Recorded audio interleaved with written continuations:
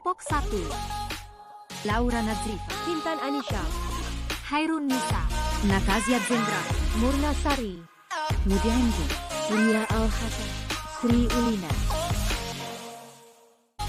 Halo semuanya, salam kenal. Kami dari kelompok 1 akan membawakan materi mengenai keanekaragaman hayati. Pada kali ini kami akan mengulas mengenai 1. Pengertian keanekaragaman, yang kedua jenis tingkatan keanekaragaman, yang ketiga manfaat dari keanekaragaman, dan yang terakhir bagaimana cara kita melestarikan keanekaragaman hayati. Nah, bagi teman-teman yang penasaran dengan video kami, tonton sampai habis ya. Selamat menyaksikan.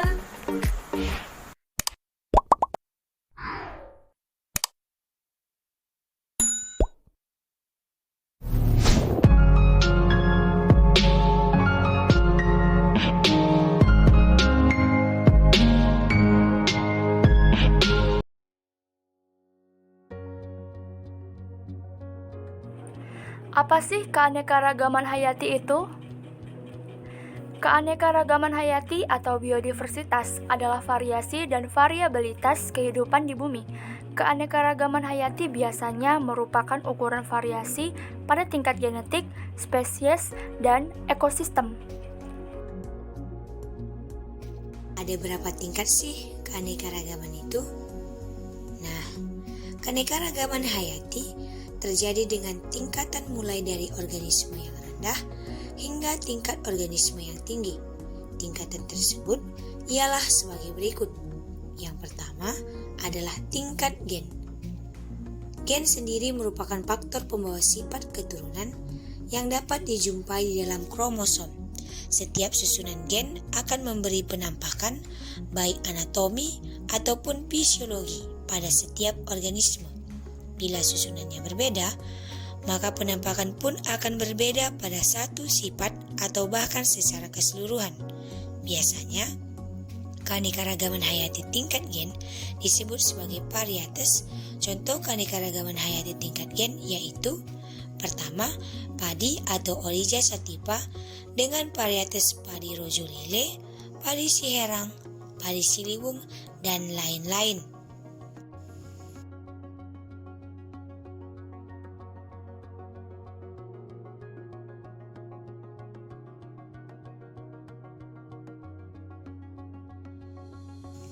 Contoh kedua adalah kucing atau Felis catus dengan ras kucing Angora, kucing Persia, kucing Sphinx, dan lain-lain.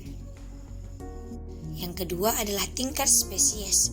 Keanekaragaman satu ini dapat ditemukan pada komunitas atau kelompok berbagai spesies makhluk hidup dalam genus atau famili yang sama di suatu tempat. Biasanya semakin jauh dari kehidupan manusia, keanekaragaman tingkat spesies pun semakin tinggi. Misalnya di hutan. Contoh keanekaragaman hayati tingkat spesies pada tumbuhan dan hewan. Yang pertama pada tumbuhan satu tingkat genus sitrus, misalnya pada jeruk bali atau Citrus maxima, jeruk nipis atau Citrus aurantifolia, dan jeruk manis Citrus nobilis. Juga genus Musa pada pisang buah atau Musa paradisiaca dan pisang serat atau Musa tactilis. Dua tingkat famili dibagi menjadi famili Poaceae pada padi atau Oryza sativa, jagung Geamais dan alang-alang Imperata cylindrical, dan famili Gingiberacea pada kunyit atau Curcuma domestica dan jahe Gingiber officinalis.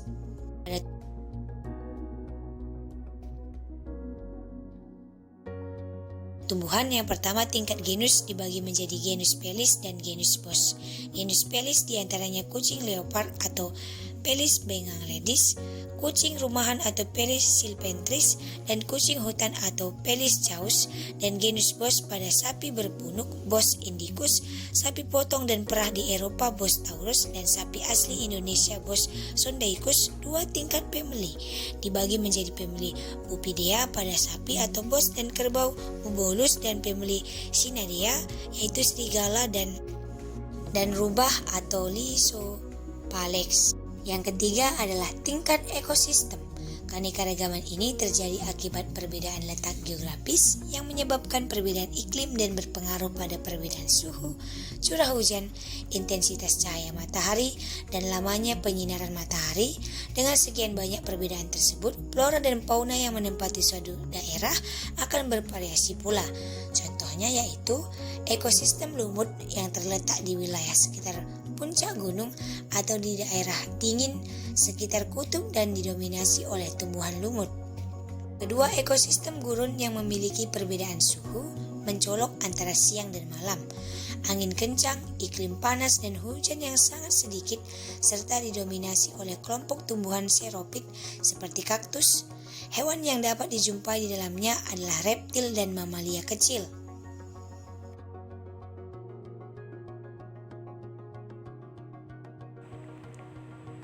Selanjutnya, apa sih manfaat keanekaragaman hayati? Keanekaragaman hayati sangat penting bagi kelangsungan dan kelestarian makhluk hidup. Keanekaragaman dapat terjadi akibat proses evolusi dan adaptasi. Evolusi adalah perubahan yang terjadi dalam waktu yang lama akan membentuk makhluk hidup berbeda dengan asalnya sehingga menimbulkan spesies baru. Sedangkan adaptasi adalah proses penyesuaian diri terhadap lingkungan yang berbeda dan akan menghasilkan makhluk hidup yang berbeda pula. Keragaman hewan dan tumbuhan serta organisme di bumi memenuhi segala macam kebutuhan yang diperlukan oleh kita sebagai manusia. Kebutuhan yang dipenuhi oleh ketiganya tak hanya mencakup kebutuhan primer, namun juga kebutuhan sekunder. Adapun manfaat keanekaragaman hayati di antaranya bidang pangan dan sandang. Pangan adalah salah satu hal yang wajib dilakukan seluruh makhluk hidup yang ada di bumi agar hidupnya terus berjalan. Keanekaragaman hayati, tumbuhan dan hewan, memberi pilihan bagi manusia dalam memilih makanan jenis apa yang dibutuhkan. Sesuai suatu penelitian, negara kita setidaknya punya ratusan jenis tanaman penghasil bahan pangan seperti sayur dan buah. Tercatat 400 spesies penghasil buah dan 370 spesies penghasil sayuran, serta 55 penghasil rempah dan lainnya. Tercatat pula bahwa di negara kita tumbuh 70 jenis spesies penghasil umbi yang tentunya makin menambah keanekaragaman yang ada. Biodiversitas hewan pun tak kalah menakjubkan karena di sini tinggal ratusan spesies hewan penghasil daging dan susu serta kulit. Bidang ekologi. Keanekaragaman hayati merupakan komponen ekosistem yang sangat penting, misalnya pada hutan hujan tropis dengan nilai ekologis atau nilai lingkungan yang sangat berperan pada kelangsungan makhluk hidup di muka bumi. Di antaranya, 1. Berperan sebagai paru-paru bumi. Kegiatan fotosintesis pada hutan hujan tropis dapat menurunkan kadar karbon dioksida atau CO2 di atmosfer, yang berarti dapat mengurangi pencemaran udara dan mencegah efek rumah kaca. Kedua, menjaga kestabilan iklim global, yaitu mempertahankan suhu dan kelembapan udara. Selain berfungsi menunjang kehidupan manusia, keanekaragaman hayati memiliki peranan dalam mempertahankan keberlanjutan ekosistem. Masing-masing jenis organisme memiliki peranan dalam ekosistemnya. Peranan ini tidak dapat digantikan oleh jenis yang lain.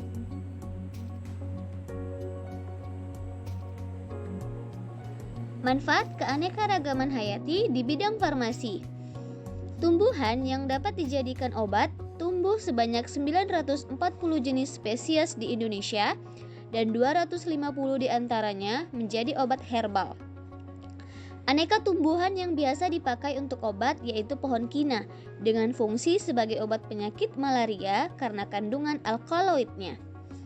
Selain itu, ada pula buah mengkudu yang memiliki peran penurun tekanan darah tinggi.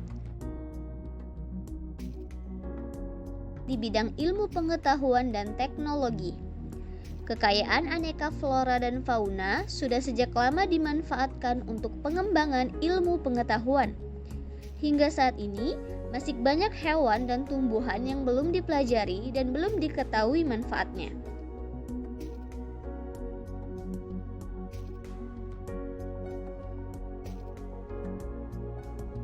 Bagaimana sih upaya pelestarian keanekaragaman hayati?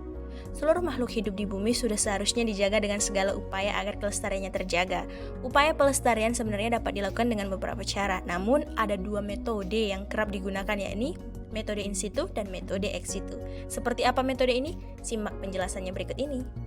Yang pertama adalah metode in situ. Metode in situ merupakan sebuah upaya pelestarian dari keanekaragaman hayati, yang mana langsung dilakukan pada tempat dari flora dan fauna itu berada. Metode ini memberikan perlindungan pada kawasan yang dianggap memiliki ekosistem unik atau flora dan fauna yang terancam punah. Biasanya dilakukan dengan pembuatan suaka marga satwa, cagar alam, hutan suaka alam, dan taman nasional. Suaka marga satwa merupakan sebuah upaya perlindungan terhadap ekosistem yang dinilai mempunyai keunikan. Keunikan tersebut berisi berbagai jenis flora serta fauna yang wajib untuk dilindungi.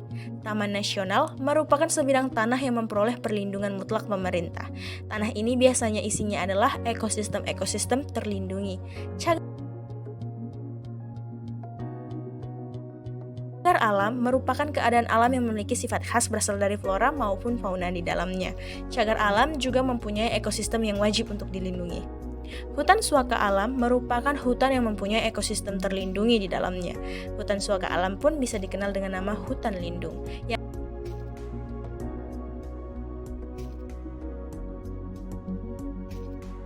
Yang kedua adalah metode ex situ.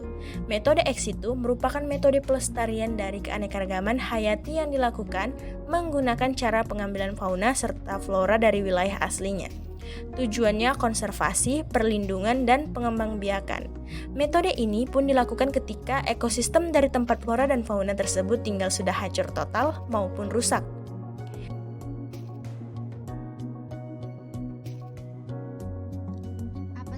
Sih keanekaragaman yang ada di Indonesia?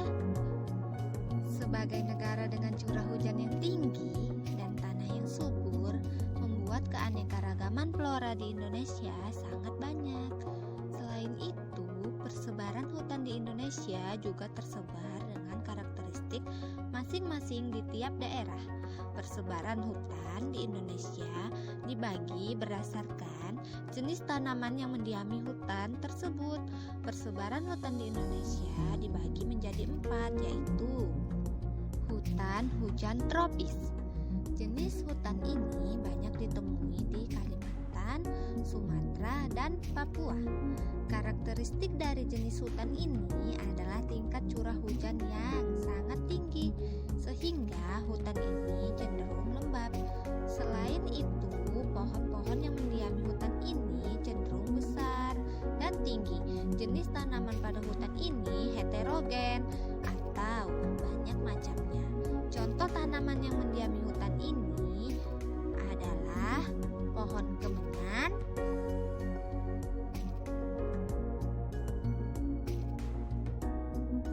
pohon rotan,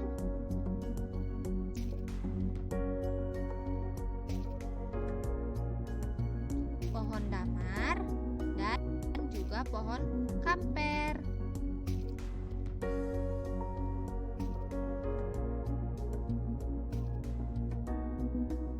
Hutan musim. Jenis hutan ini banyak ditemui di Pulau Jawa. Tingkat curah hujan di hutan ini tidak terlalu tinggi, sehingga hutan tidak begitu lembab. Jenis pohon yang berada di hutan ini cenderung kecil dan tidak terlalu lebat. Hutan musim biasanya hanya diisi oleh satu jenis pohon saja. Tanaman yang biasanya berada di hutan ini adalah pohon jati dan pohon cemara.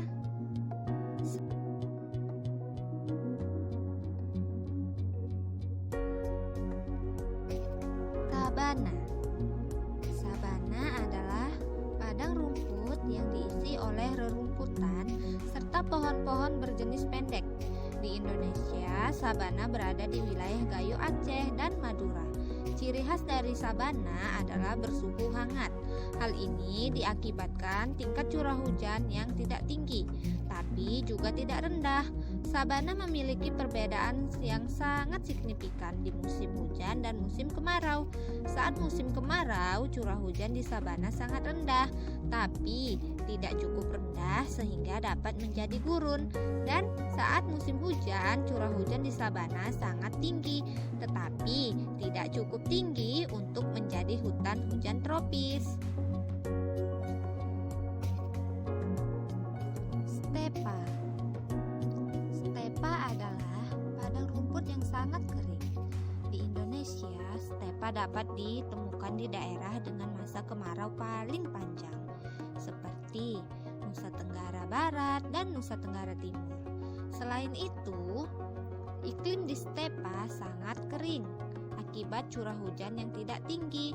Hanya saja, sedikitnya curah hujan ini tidak membuat stepa menjadi gurun. Biasanya, stepa tidak memiliki pohon. Stepa hanya diisi oleh rumput-rumput berjenis pendek. Mengapa Indonesia dikatakan memiliki tingkat keanekaragaman hayati yang tinggi? Karena secara geografis, letak Indonesia dilewati oleh garis Zamrud Khatulistiwa dan memiliki iklim tropis. Hal inilah yang menyebabkan Indonesia memiliki keanekaragaman hayati yang tinggi. Pohon-pohon yang sudah tinggi dan tumbuh besar di hutan menjadi bukti bahwa Indonesia memiliki keanekaragaman hayati terkaya di dunia. Di negara kepulauan ini terdapat 115 hewan mamalia atau sekitar 12% dari 515 hewan mamalia di dunia. Indonesia juga memiliki 1.500 jenis burung, 600 jenis hewan reptil, dan 270 hewan jenis amfibi. Di bidang kelautan, Indonesia memiliki 97 jenis ikan karang yang hanya hidup di perairan laut Indonesia. Bahkan, jenis ikan tawar Indonesia memiliki 1.400 jenis ikan. Kemudian, 25.000 tumbuhan berbunga atau sekitar 10% dari tumbuhan berbunga di dunia. Secara keseluruhan, Indonesia memiliki sekitar 38.000 jenis tumbuhan tingkat tinggi, yaitu tumbuhan yang memiliki daun, akar, dan batang. 5 keunikan keanekaragaman hayati di Indonesia. Yang pertama yaitu jenis fauna bertipe oriental, Australia, dan peralihan.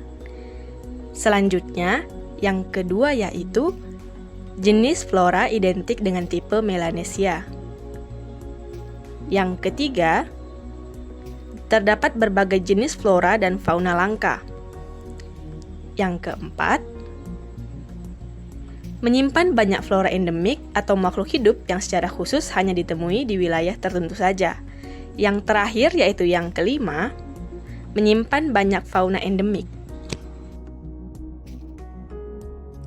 Selanjutnya, mentelaah keanekaragaman hayati pada bidang fisika.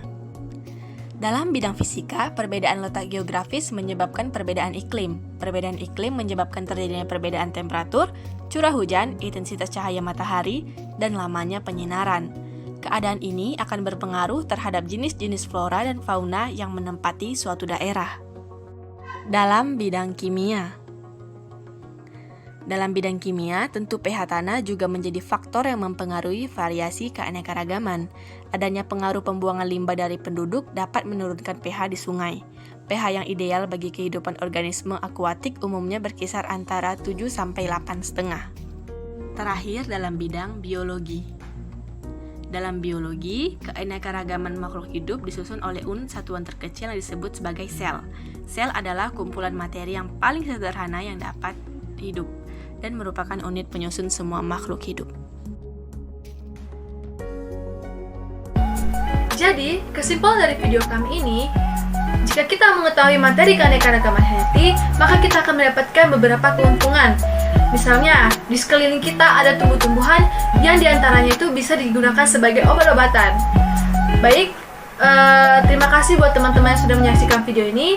Jika ada kesalahan kami dalam penyampaian materi, kami memohon maaf. Burung Irian, burung cendrawasih, cukup sekian dan terima kasih.